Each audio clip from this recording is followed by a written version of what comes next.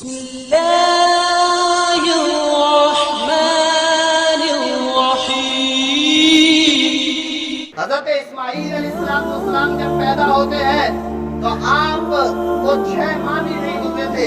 جب حضرت اسماعیل علیہ السلام جب پیدا ہوئے تو حضرت سارہ رضی اللہ عنہ کہتی ہے کہ اے ابراہیم جاؤ ہاجرہ کو اور حضرت اسماعیل کو جا کر کے بیابان جنگل کے اندر چھوڑ کے آؤ، جہاں نہ پانی موجود ہو، جہاں نہ سبزہ موجود ہو، جہاں نہ چرند پرند موجود ہو، جہاں کوئی چیز موجود نہ ہو، ایسی جگہ جا کر کے چھوڑ کر کے آؤ۔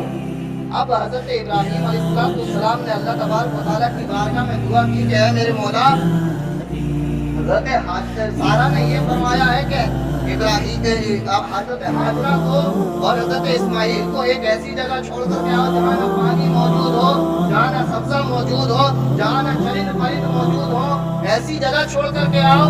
اللہ تبارک و تعالیٰ کی طرف سے حکم آتا ہے کہ اے ابراہیم جیسا حضرت سارہ رضی اللہ عنہ کہتی ہے ویسا ہی حکم پر عمل کیا جائے، ویسا ہی کرو جیسے حضرت سارہ رضی اللہ عنہ نے کہا ہے۔ اب حضرت ابراہیم علیہ السلام حضرت ہاجرہ کو لیتے ہیں اور ننھے سے بیٹے حضرت اسماعیل کو ساتھ میں لیتے ہیں، چند کھجوریں لیتے ہیں اور پانی کا مشکیزہ بھر کر کے آپ جب چلنے لگتے ہیں تو یہاں تک کہ بتایا جاتا ہے کہ آپ جب چلتے ہیں تو پہاڑوں کا راستہ آتا ہے، پہاڑ دور رہ جاتے ہیں، پہاڑ نکل جاتے ہیں تو ایک سبزہ کا راستہ آتا ہے، اس سبزے کا راستہ دور نکل جاتا ہے، یہاں تک کہ آپ ایک ایسی جگہ پہنچتے ہیں جہاں نہ سبزہ تھا، نہ دور دور تک کوئی پانی کا نام و نشان تھا، نہ جہاں دور دور تک کوئی چرند پرند موجود تھا۔ جب حضرت ابراہیم علیہ السلام اس جگہ پر پہنچتے ہیں تو آپ کو ایک اشارہ ہوتا ہے کہ اے ابراہیم حضرت ہاجرہ کو اور حضرت اسماعیل کو یہیں پر چھوڑ کر کے چلے جاؤ۔ حضرت محترم حضرت ابراہیم علیہ السلام حضرت ہاجرہ رضی اللہ عنہ کو جب وہاں پر چھوڑ کر کے چلنے لگتے ہیں تو حضرت ہاجرہ رضی اللہ عنہ آپ کا ہاتھ پکڑ لیتی ہے کہ اے میرے سرکار آپ یہاں مجھے کس کے بھروسے چھوڑ کر کے جا رہے ہیں؟ اس بیابان جنگل میں جہاں نہ پانی موجود ہے، جہاں نہ سبزہ موجود ہے، جہاں نہ کوئی جانور موجود ہے، اس بیابان جنگل میں مجھے کس کے سہارے چھوڑ کر کے جا رہے ہیں؟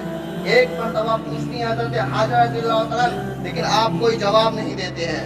دوسری مرتبہ پوچھا حضرت ہاجرہ نے، دوسری مرتبہ بھی حضرت ابراہیم علیہ السلام نے کوئی جواب نہیں دیا۔ تیسری مرتبہ خود حضرت ہاجرہ رضی اللہ عنہ کہتی ہیں کیا یہ ہمارے لیے اللہ تبارک و تعالیٰ کی طرف سے حکم ہے؟ کیا یہ حکم ہمارے لیے اللہ تبارک و تعالیٰ کی طرف سے ہے؟ حضرت ابراہیم علیہ السلام جواب عرض کرتے ہیں کہ ہاں میری خاتون اے ہاجرہ یہ حکم اللہ تبارک و تعالیٰ کی ہی طرف سے ہے۔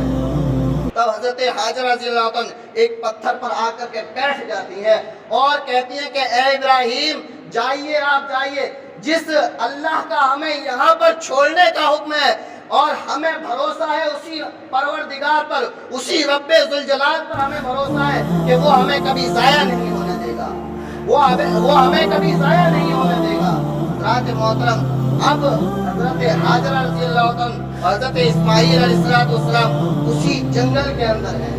حضرت ابراہیم علیہ السلام اب چلنے لگتے ہیں، جب کچھ دور پہنچتے ہیں تو حضرت ابراہیم علیہ السلام پیچھے مڑ کر کے دیکھتے ہیں اور آنکھوں سے آنسو جاری ہو جاتے ہیں، کیونکہ بھائی اولاد بڑی محنتوں کے بعد، بڑی مدتوں کے بعد اللہ تبارک و تعالیٰ نے ایک بیٹا عطا فرمایا تھا اور وہ بیٹا جس کو کھلایا بھی نہیں گود میں اس کو چھوڑنے کا حکم آ گیا کہ جاؤ اس کو جنگل کے اندر چھوڑ کر کے آؤ، اپنے بیوی کو اور بچے کو جنگل کے اندر چھوڑ کر کے آؤ۔ اب بتائیے ایک اولاد اور اس کو چھوڑنے کا حکم آ جائے کہ اس کو جنگل کے اندر چھوڑ کر کے آؤ تو کس طریقے سے دل پر بیتے گی؟ لیکن اللہ تبارک و تعالیٰ کے حکم پر آپ جب وہاں چھوڑ کر کے چلنے لگتے ہیں تو راستے میں جاتے ہیں تو آپ کے آنسو آتے ہیں، آپ رونا شروع کر دیتے ہیں۔ ایک مقام پر پہنچتے ہیں تو آپ اسی مقام پر بیٹھ کر کے اللہ تبارک و تعالیٰ کی بارگاہ میں دعا کرتے ہیں کہ اے میرے مولا میں نے اپنے اہل و عیال کو، میں نے اپنی بیوی اور بچے کو تیرے سہارے اس جگہ پر چھوڑا ہے۔ اے میرے مولا میں تیری بارگاہ میں یہ دعا کرتا ہوں کہ اے میرے مولا تو ان کو پھلوں کا رزق عطا فرما۔ اے میرے مولا پہلی دعا آپ نے یہ فرمائی کہ اے میرے مولا تو انہیں پھلوں کا رزق عطا فرما۔ اے میرے مولا ان کو کو دوسری دعا حضرت ابراہیم علیہ السلام نے یہ فرمائی کہ اے میرے مولا کہ تو ان کو عبادت گزار بنا، اپنا عبادت گزار بنا، ان کو نماز پڑھنے کی توفیق عطا فرما۔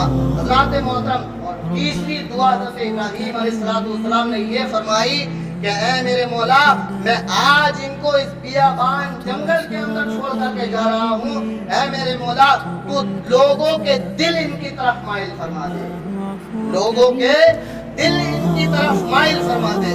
حضرات محترم، آج 5000 سال گزر چکے ہیں اور 5000 سال گزرنے کے بعد بھی حضرت ابراہیم علیہ السلام کی دعا کا اثر آج بھی مکہ مکرمہ کے اندر دیکھا جاتا ہے۔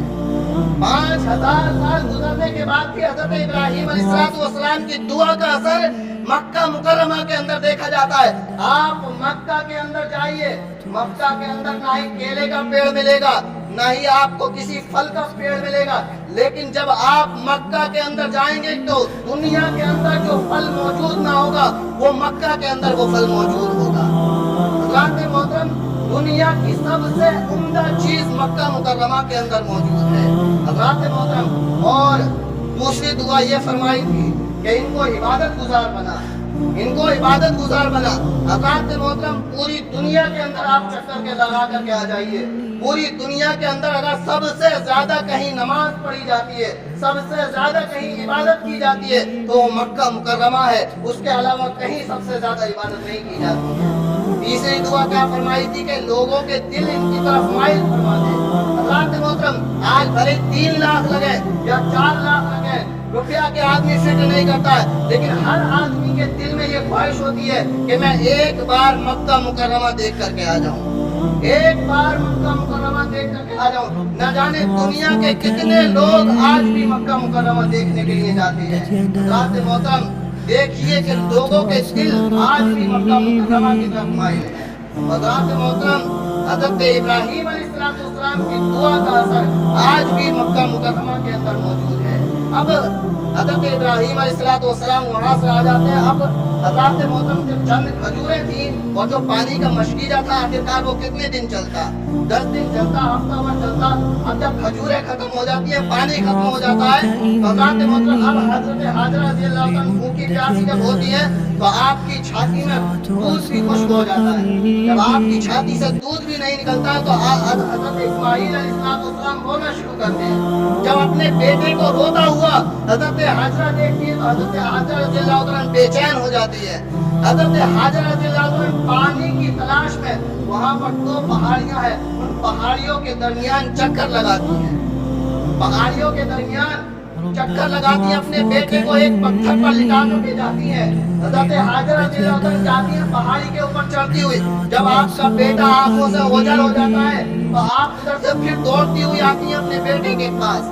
حضرات محترم، 7 مرتبہ حضرت حاجرہ رضی اللہ عنہ نے اس پہاڑی سے اپنے بیٹے کی طرف کو چکر لگائے تھے اور اس پہاڑی کا نام صفا اور مروہ ہے۔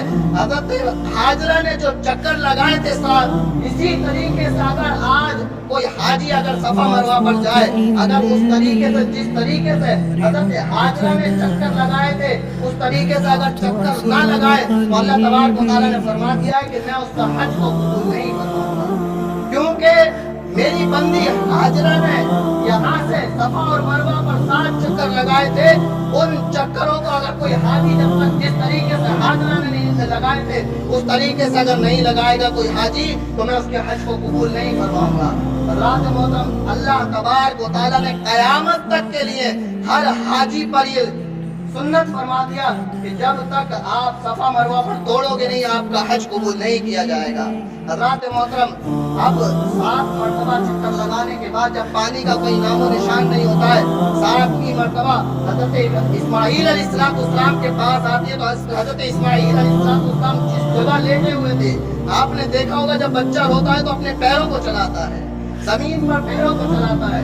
हज़रत मोहतरम हज़रत इस्माईल अलैहिस्सलाम जिस जगह अपने पैरों को चला रहे थे, अल्लाह तबारक व तआला के फजलो करम से उस जगह एक पानी का चश्मा निकलता है।